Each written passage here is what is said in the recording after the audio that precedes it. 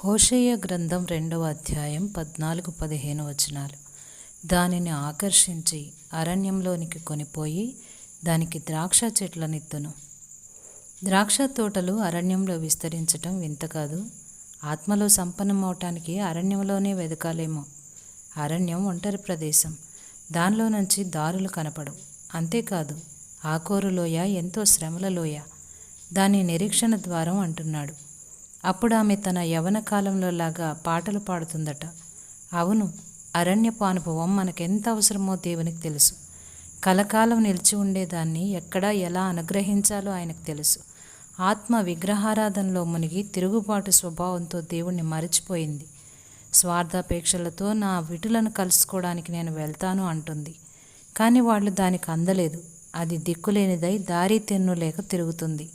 అయితే దేవుడు అంటున్నాడు, నేను దాన్ని ఆకర్షిస్తాను, ప్రేమగా మాట్లాడతాను, అరణ్యంలోకి దాన్ని వెంటబెట్టుకుపోతాను. మన దేవుడు ఎంత ప్రేమ గలవాడు.